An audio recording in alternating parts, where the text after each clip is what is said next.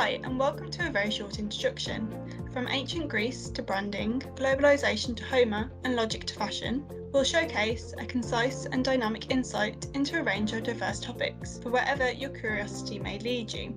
So here is today's very short introduction. I'm Miri Rubin. I'm a professor of medieval and early modern history at Queen Mary, University of London, and I've been working on the early pre-modern history of Europe for, well, almost 40 years now.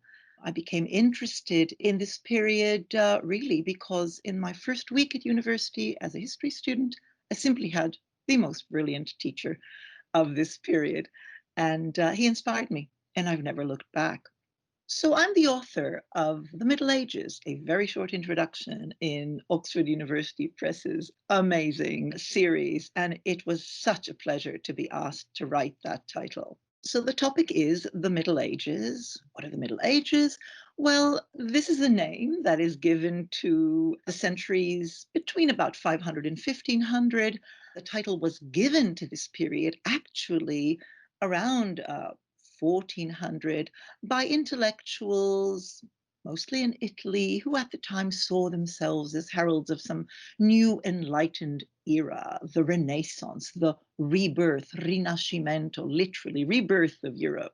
They saw themselves, their intellectual pursuits, their political pursuits, as somehow bridging their times, jumping over hundreds of years back to the values of classical Rome, and very much dismissive towards everything that had passed in recent centuries. Hence, they call them the medias aetas, the Middle Age. This, unfortunately, has remained with us. And one of the things I try to do in my little volume is to I have to use the term because that's how people refer to it, but also question it quite deeply and critique it.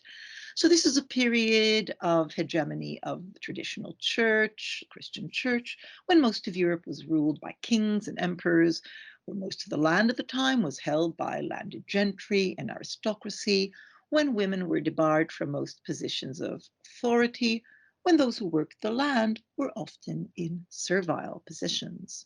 This period is also one of just constant change. That is what history is, after all. And in it, during it, Europe lived at different speeds, in a way lived to different tunes in its many regions. So while the first few centuries, say after 500, saw the transformation, the slow, painstaking transformation of the ancient world, the Roman Empire now broken up into smaller political, economic, and linguistic entities. So what had been a vast Mediterranean empire breaking down into units, and some of those units really correlate to states, European states and countries as we know them today. After about 700, the southern part of the Mediterranean is conquered by Muslim polities. So that Mediterranean world, as it were, now has a certain fracture. It is not all governed as one as it was in the Roman era, but it is now a subject of some political, economic, and religious strife.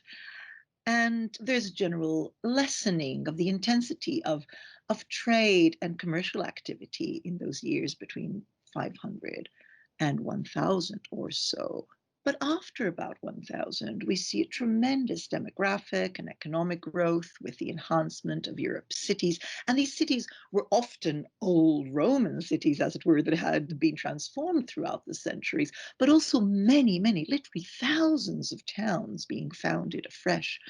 The period after 1000 is one of flourishing regional and continental and even global trade. There is in this period the refinement of manufacture and the development of exquisite crafts in textile, in stone, in wood, and ultimately, of course, the development of print.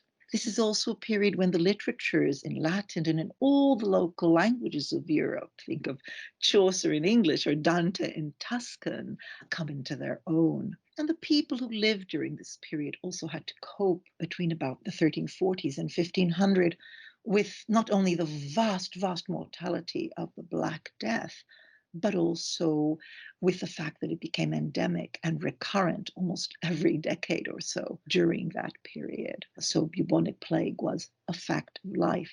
And it was far, far greater in its impact even than the terrible calamity of COVID-19 with which we are living.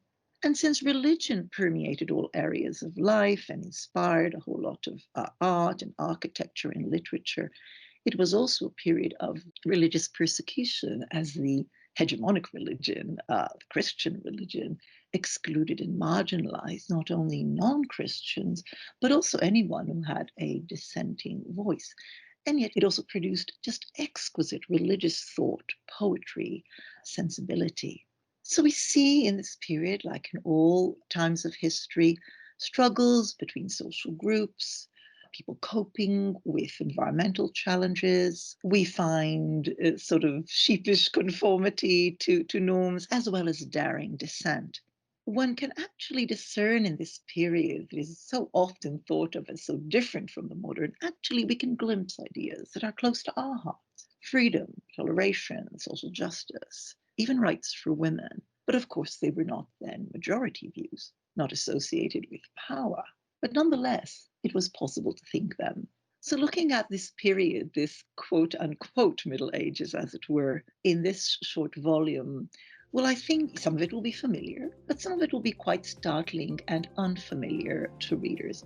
But above all, I hope that by writing about it, its many facets and variations, I just contribute to the readers yet another experience of thinking, the diversity and the extraordinary power of the human story.